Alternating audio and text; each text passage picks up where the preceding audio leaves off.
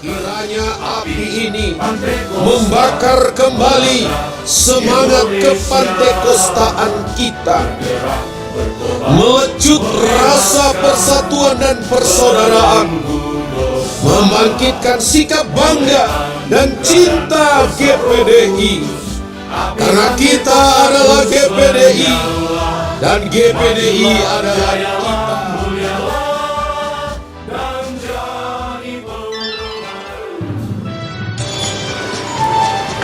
Salam dalam kasih Tuhan kita Yesus Kristus. Selamat siang bagi kita semua yang ada di siang hari ini. Hari ini di mana hari yang bersuka cita, terutama bagi Pak Pendeta Yakobo ini, karena bisa menjadi Ketua Majelis Daerah kembali di periode yang ketiga. Dan luar biasa, dia menyatakan bahwa periode berikut dia akan menyerahkan kepada yang dia tahu, katanya, ya, sudah ada generasi yang mungkin selama periode dia sudah punya kesempatan untuk bekerja, dan oleh penilaian dari beliau itu sudah mampu untuk memimpin Kalimantan Barat. Dan Bapak Ibu Saudara yang dikasihi Tuhan, mari kita akan melihat Alkitab kita sama-sama. Kita buka di dalam kitab Filipi pasal yang kedua. Filipi pasal yang kedua,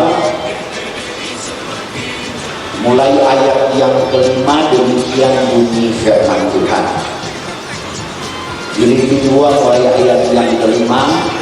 Hendaklah kamu dalam hidupmu bersama menaruh pikiran dan perasaan yang terdapat juga dalam Kristus Yesus, yang walaupun dalam rupa Allah tidak menganggap kesetaraan dengan Allah itu sebagai milik yang harus dipertahankan, melainkan telah mengosongkan dirinya sendiri dan mengambil rupa seorang hamba dan menjadi sama dengan manusia. Dan dalam keadaan sebagai manusia, ia telah merendahkan dirinya dan taat sampai mati, bahkan sampai mati di kayu salib. Itu sebabnya Allah sangat meninggikan dia dan mengaruniakan kepadanya nama di atas segala nama. Katakan amin. Bapak Ibu Saudara yang dikasihi Tuhan, kita tahu bersama kitab Filipi itu ditulis Rasul Paulus manakala dia ada di dalam penjara di Roma. Kitab Filipi hanya memiliki 4 pasal, dan tema daripada kitab Filipi adalah sukacita. Karena kalau saudara buka dari pasal yang pertama sampai pasal yang keempat, maka saudara akan mendapatkan kata sukacita atau kata bersukacita itu kurang lebih 15 kali. Di dalam pasal yang kedua, ternyata Rasul Paulus menulis mengenai keberadaan daripada Yesus Kristus Tuhan, yang Alkitab menulis dengan jelas bagaimana dia yang ada di sorga, dia rela untuk datang ke dunia. Bahkan Alkitab berkata dia mati di atas kayu salib. Saudara yang dikasihi Tuhan, perjalanan Yesus di muka bumi itu begitu singkat, hanya kurang lebih 33 tahun setengah. Dia mulai pelayanan di usia yang ke-30 tahun setelah dia dibaptis oleh Yohanes Pembaptis. Kemudian dia melayani. Mujizat yang pertama yang dia buat yaitu merubah air menjadi anggur. Dan saudaraku, selama 3,5 tahun Yesus dia hanya didampingi oleh 12 orang. Betul? 12 murid, Petrus, Andreas, Yakobus dan lain sebagainya. Kemudian Alkitab mencatat bahwa Yesus pernah didampingi oleh 70 murid. Dan kalau saudara baca dalam Kisah Rasul pasal yang pertama ayat yang ke-15, maka saudara akan dapatkan di situ bahwa ada pernah 120 murid. Bahkan dalam 1 Korintus pasal yang ke-15 ayat yang ke-6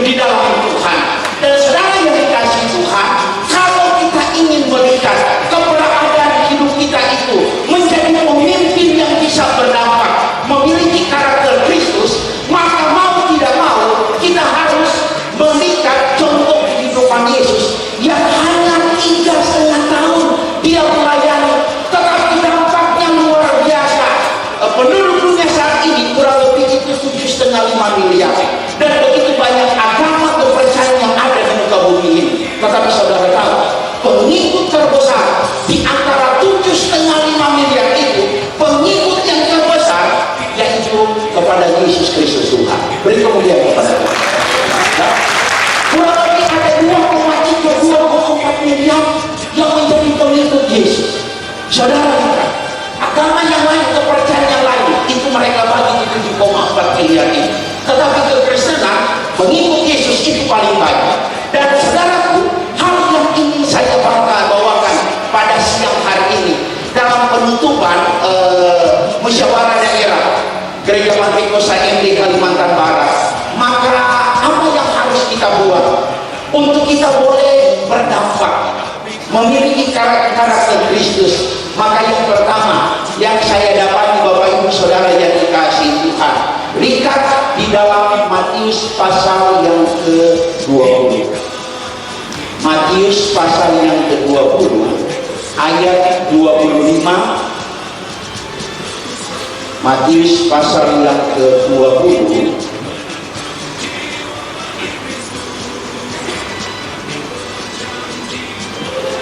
Matius pasal 20 mulai ayat yang ke-25. Demikian bunyi firman Tuhan.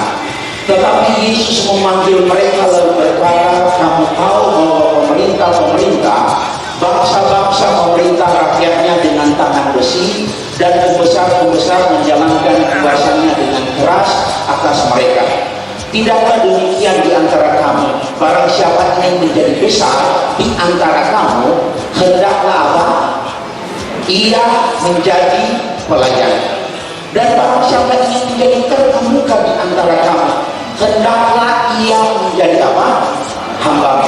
Sama seperti anak manusia datang bukan untuk dilayani, melainkan untuk melayani dan untuk memberikan nyawanya menjadi tebusan bagi banyak orang. Katakan amin, saudara.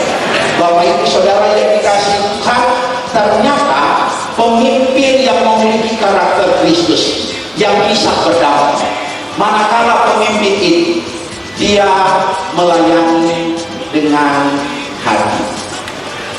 Saudara, lihat Yesus di dalam ayat yang ke-5 membandingkan pemerintahan di dunia ya dengan tangan besi. Tapi lihat bahwa ayat-ayat selanjutnya Yesus menceritakan bahwa seorang hamba Tuhan, seorang pemimpin, ternyata dia harus melayani dengan hati. Orang kalau dia melayani dengan hati, maka dia tidak akan merasa label sebagai pemimpin, sebagai otoritas untuk menghalangi dia itu untuk turun. Seorang pelayan, seorang pemimpin, kalau dia melayani dengan hati, maka dia akan melihat apa yang Yesus buat. Alkitab menulis dengan jelas, pelayanan Yesus 3,5 tahun. Dia masuk kampung, keluar kampung, desa, kota. Hanya apa? Dia melayani. Dia menjangkau orang-orang yang terjauh. Apakah itu pelacur? Apakah itu orang tidak berdaya? Apakah itu orang sedang sekarat? Apakah itu orang yang lagi mengalami kebutuhan untuk disembuhkan? Dia datang melayani dengan hati. Padahal dia adalah Allah. Alkitab berkata dalam Yohanes pasal yang pertama, mulai ayat yang pertama, kedua, dan yang ketiga, pada mulanya adalah firman. Firman itu adalah Allah. Dan kalau tidak ada dia, tidak ada satupun yang terjadi di dunia ini. Dijadikan semuanya oleh dia. Dan lihat, Yesus yang adalah Allah, dia menunjukkan seorang pemimpin yang berdampak karena dia melayani dengan hati. Bapak Ibu, dulu kita merintis, kita betul-betul melayani. Tapi ada gereja di daerah Jakarta, daerah Banten lah. Di saat semakin besar, tadinya tidak memiliki gereja, memiliki bangunan yang bagus. Jemaat tadinya cuma jemaat yang kontraktor, kontrak sana, kontrak sini. Tapi ternyata jemaat Tuhan boleh percayakan Tetapi ternyata dalam perjalanan waktu didapati bahwa gembala, bapak pendeta diceritakan oleh jemaat sendiri bahwa saya nggak mau gereja lagi di situ. Kenapa? Karena bapak pendeta, ibu rohani itu cuma pilih-pilih orang. Kalau orang kaya dia punya senyum Pantekosta walaupun tak tua. Apa kabar bro? Saya sama kabar. Kalau ketemu jemaat yang biasa, orang Manado bilang muka bro. Ya bro, dulu sih. Sana.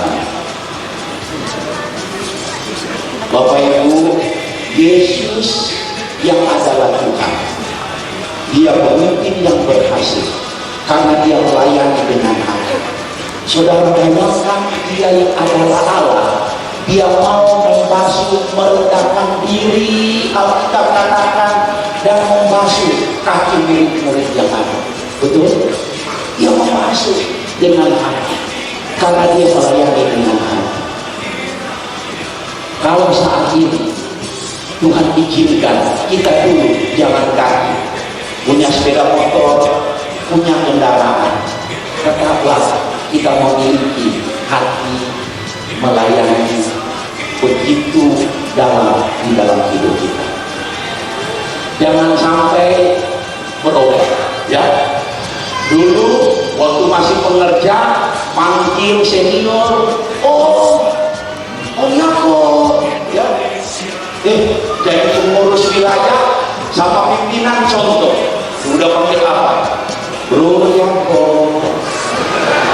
Waktu jadi sama-sama anggota RT, dia berubah lagi panggil apa? Yanko sini. Mulai di sini nggak ada, ya. Bapak Ibu, yang pertama, kalau saudara mau menjadi hamba Tuhan yang berdampak, melayanilah dengan hati. Haleluya, ya. Saya dengan Opung, dengan Pak Daniel Enggar, puji Tuhan, Tuhan boleh percayakan jiwa-jiwa, ya. Ya cukuplah bagi kami, ya. Begitu untuk menopang kami, dan kami tidak ada boleh memiliki dan dari mungkin 10-12 tahun lalu kami dengan Pak Yoko sudah bolak-balik Amerika, ya. Bahkan akhirnya ini Pak Yoko duluan baru saya bisa, ya. Jadi karena apa? Kita cuma tahu bahasa Inggris itu cuma 3 kata. Pertama cuma yes, no. Kemudian periode tahun 2012 saya sebagai ketua pemuda, Departemen Pemuda. Maka kami sering studi banding di Malaysia, Singapura, maka sekali-sekali rapat ke sana. Maka saya mendapat perbenaran satu kata yang apa? Thank you. Ya, jadi cuma 3 ini. Tapi puji Tuhan, Tuhan boleh bawa, untuk kami boleh pergi, ya, buka pelayanan, ya, sama saya sama Pak Yakob buka pelayanan di Kongo. Tadinya kami mau buka di Yunani, sudah ada gembala, sudah ada jemaat, tapi pandemi ada, sehingga nggak bisa terbang, ya. Kami bisa tembus ke Eropa, ke Prancis, ya, dan lain sebagainya. Tetapi kami tahu siapa kami. Kami adalah hamba Tuhan, maka kami tetap melayani dengan hati. Bapak Ibu, layanilah dengan hati, maka saudara akan melihat keindahan penyertaan Tuhan di dalam hidup. Amin. Kemudian hal yang berikut yang saya dapatkan, lihat di dalam Alkitab, ya, bahwa ternyata seorang pelayan Tuhan itu dia harus memiliki keberadaan yang sama seperti Yesus. Yesus dia melayani hanya 3,5 tahun, tetapi Alkitab berkata, buka dulu kitab Mazmur 78 ayat yang ke-72. Mazmur 78 ayat yang ke-72. Ia mengembalakan mereka dengan ketulusan hatinya, dan apa? Menuntun mereka dengan kecakapan tangannya. seorang pemimpin, seorang hamba Tuhan, seorang gembala sidang, seorang pimpinan gereja, kalau dia ingin melihat bagaimana indahnya Tuhan bersama dengan hidup dia, jadilah pemimpin yang menuntun, bukan menuntut. Amin. Amin, saudara. Menuntun bukan menuntut. Kalau om pergi ke wilayah sana, buka karpet merah, siapkan om Coca-Cola, Fanta dan lain sebagainya. Jangan lupa tanda sembilan, kalau om mau pulang mesti bawa durian. Siapkan juga gado-gado, tambah lagi ya kalau ada babi bangga. Menunggu om, kami mau datang ke rumah om. Oh iya boleh, tapi kau bawalah ini, bawalah ini, bawalah ini. Udah nyampe mau pulang om, mau pulang, iya hati-hati di jalan ya. Ongkos kagak dapat, kita ibarat jadi barang tidak ada di tempat saya. Bapak Ibu, jadilah hamba Tuhan yang memiliki hati yang melayani, bukan hanya dengan hati tetapi betul-betul mau menuntun, ya, membawa jiwa-jiwa kepada jalan Tuhan yang benar. Dan yang terakhir, bahwa seorang hamba Tuhan, seorang pelayan Tuhan yang memiliki karakter Kristus, yang bisa berdampak kepada orang banyak, di mana Alkitab menulis dengan jelas bahwa Yakobus pasal yang pertama, ini yang terakhir, ayat yang ke-19. Yakobus pasal yang pertama ayat yang ke-19. Hai saudara-saudara yang kukasihi, ingatlah hal ini, setiap orang hendaklah cepat untuk mendengar, tetapi lambat untuk berkata-kata, dan juga lambat untuk marah. Haleluya. Pemimpin, apakah itu dalam rumah tangga, dalam pelayanan, dalam organisasi, ternyata kita harus, Alkitab mengajarkan bagi kita itu cepat untuk mendengar. Yesaya berkata, pertajam pendengar. Yesus, saudara lihat, ketemu wanita di sumur, dia mau berdialog, mendengar apa yang diceritakan.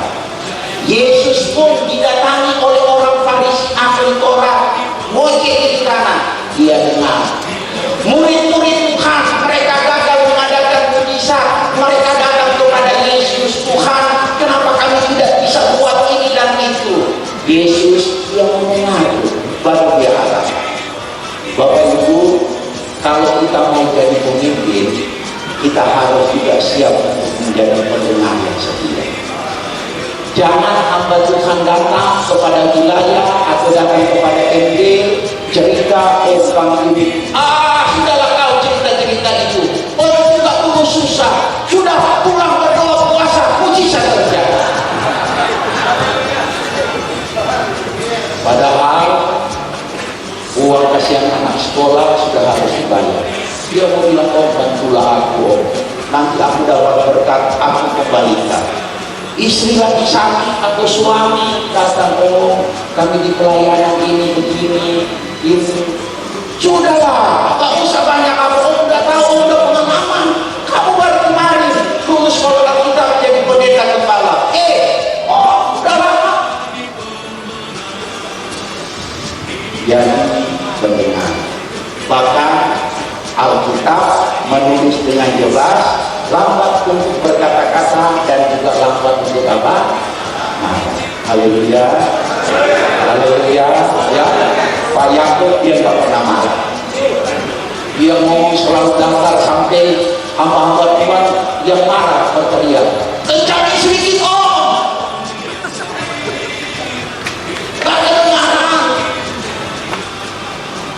Bapak Ibu, Yesus dia melayani luar biasa dan dia tidak berkenan. Jadi kalau ada yang datang untuk bercerita masalah persoalan apapun, kita mendengar dan kita doakan. Jangan suruh pulang lalu marah-marah. Saya tidak banyak berkata kepada rakyat Tuhan. Tuhan Yesus berkati kita semua.